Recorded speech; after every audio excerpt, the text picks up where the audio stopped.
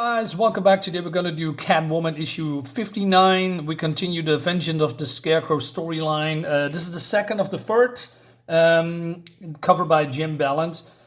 I mean, remember when comic artists that also do interior artists do covers and vice versa, so you know exactly who the artist is in the inside.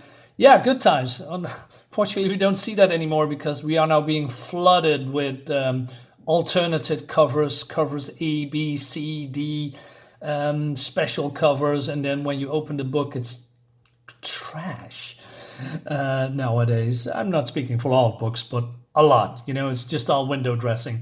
Anyway, so I read this, and I must say, not blown away by the story. I'm going to explain why. So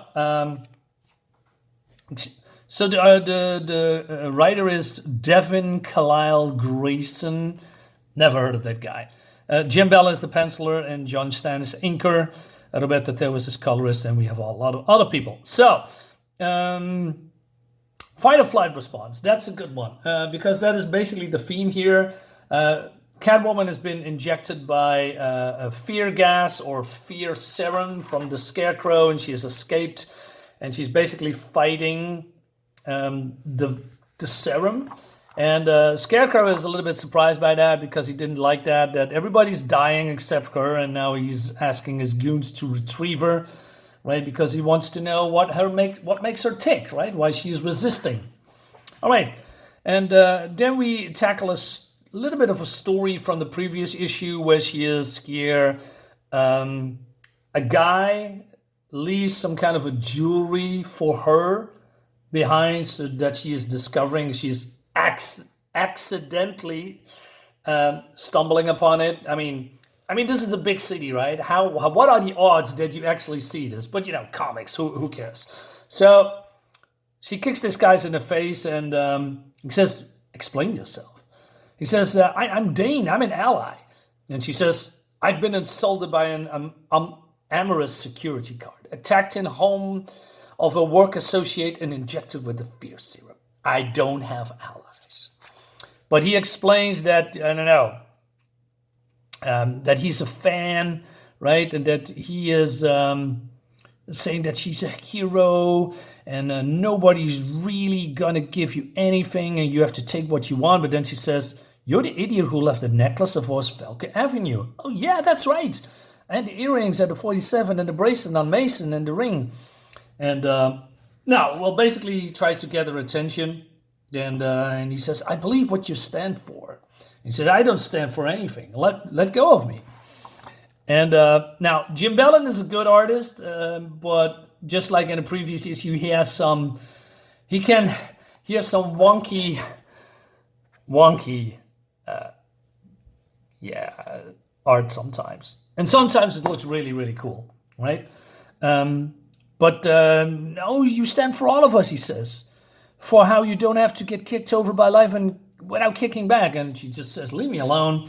And there's a lunatic trying to kill me, and every minute I stand out here, I become more of a target." I said, "Do you need help?"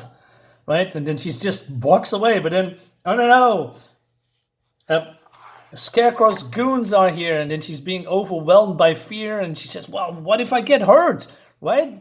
Why am I responsible for this? But then she is, I don't know, overcoming that fear. There's some wonky stuff when it comes to writing. I mean, if you're overcoming that fear, and it's being a little bit explained later on that I'm going to tackle, but if you are overcoming with fear and you overcome that fear, I'm not sure you are you reacting like this, like cocky. I mean, if you overcome fear, you not become cocky, you become probably angry or some another emotion except cocky, right? Because that's the opposite of fear. Because if you are cocky, you are not fearful. Although you're being injected by fear, and you talk about fear a lot, thus my impression is that you're still suffering from fear. So this doesn't make any sense. Anyway, there's a fight. And she is now saying, "Hey, you need to get out of here," says to this boy, "otherwise I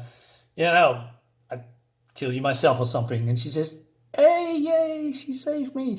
No, she didn't save you. These guys can easily go down and grab you, dude.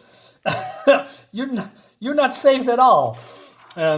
Anyway, so she's fleeing, right? And she's being shot at by these guys with fear darts. And now she's falling into accidentally because she's jumping, right?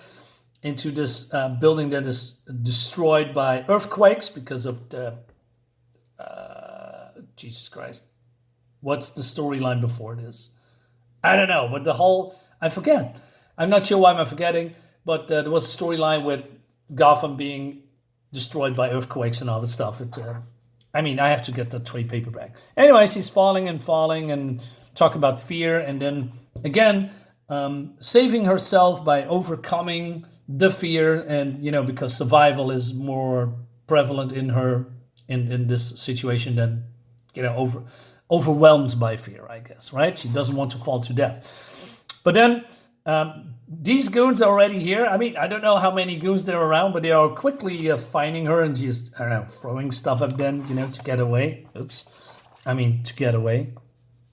But again, this is what I mean. The virus is still taking hold of her, which I like, right? And she feels that these guys are hurting her to some place, right? Like this is a plan. And then she going into this Gotham State University, right? And then she meets a dead end while being followed. But then she's going into this air vent.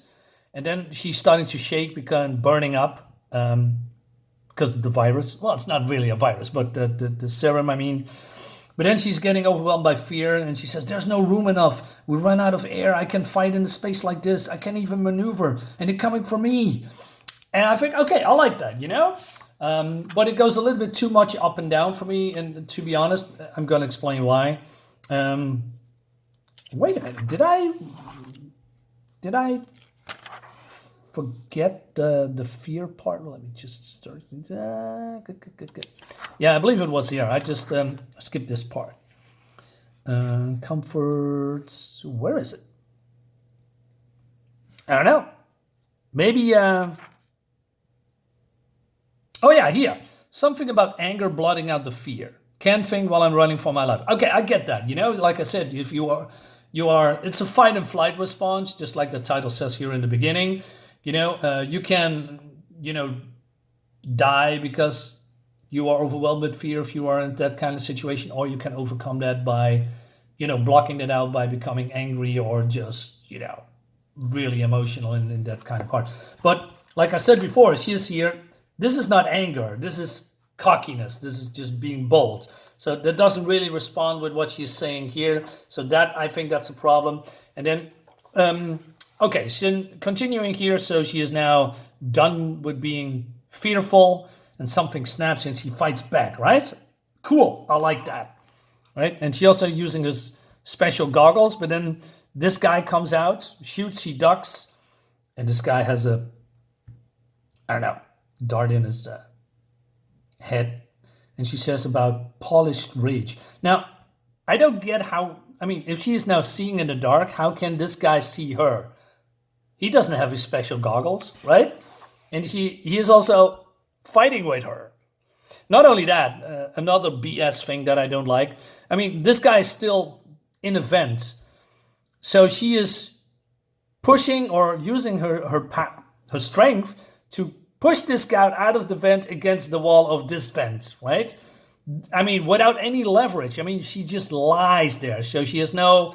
I'm training myself. I know a little bit about martial arts and all that stuff. You need to brace yourself to get any momentum to do this kind of stuff. So unless you have superhuman powers, that doesn't work at all. Also, you can say, well, maybe it's the adrenaline, right?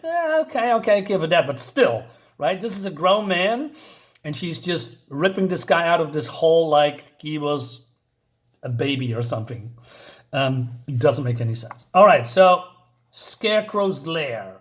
She's here. So she jumps in, and she says, your hideout's a university chem lab, eh? I give you this one. There's something inherently creepy about school. Ah, I see my men found you at last. Or I found you, she says. Of course. Now, I like the to a certain degree, the aesthetic of the Scarecrow looks like something like a reject from the Tim Burton movie. You know, Tim Burton, the director. He has that very skinny, creepy, curly stuff. You know, like the hat. It's very Tim Burton-esque. Anyway, but then the conversation is here going a little bit off the rails. He says, you know, that he is, you know, being a student and a teacher. Did I say that right? Teacher? Professor, I'm sorry. Well, as a professor is also a teacher, right? About that he is, you know, that's the reason why he's at the school and using the chemical lab or something. And then he talks about him being a deviant or something, like a social deviant. And she says, you consider yourself a deviant? I mean, why is this conversation about deviance? What is the importance about that? It leads nowhere. I mean, even Scarecrow says that at one point, hey, let's stop with the small talk. And then he goes on, of course I'm a deviant. By simple virtue of being a witless plebeian. What?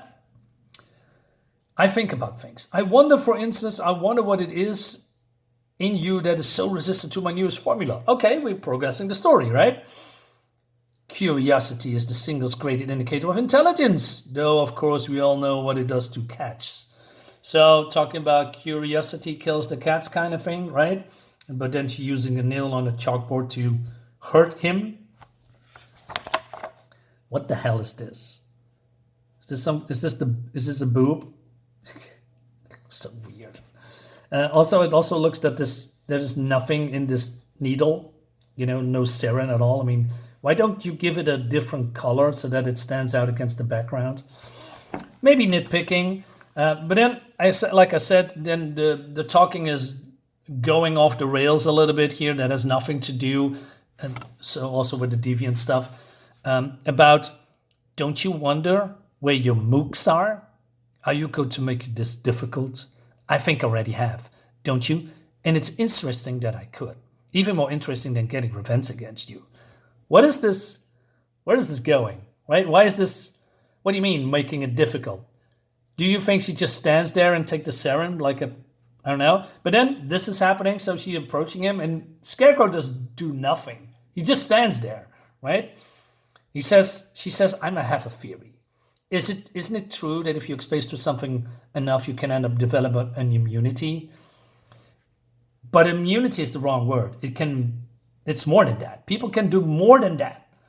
I'm talking about being up to your neck in something, say fear, that you learn to manipulate, thrive on it, become it. I mean, what do you think created me, Scarecrow? What do you think I really am? What kind of question is that? How would the Scarecrow know what created you? He doesn't know you. He doesn't know your past. He doesn't know your origin, right? Why are you boasting here like that? And why do you think that if you are being exposed by, you know, fear gas, that you become immune to it? I mean, you can probably go immune to it if you are being exposed to the fear gas or serum a lot, like over years, not in one night. So, because then she is doing this. What do you think makes me strong? And she is pushing the needle completely in her arm. Why would you do that? And what is the point that you are trying to prove? It doesn't make any sense at all. Why don't you just knock him out? Bring his body to the police and throw him into jail, you know, and call it a day. Why won't you make it? I mean, is this some kind of, I'm going to make an example of him or something? There's a lot of wrong with the story, I think, here. But it leads us to this one. This is the end of the storyline, and probably because of the fear gas, she's now hallucinating. I mean, of course, there's no Batman coming through the wall. It looks like this, all right? All right, so, yeah, a little bit disappointed. Maybe this one will be better, but I'm not sure. Anyway, guys, let me know in the comments what you think about it. Subscribe to my YouTube channel, give me a like, and, see you next time. Bye-bye.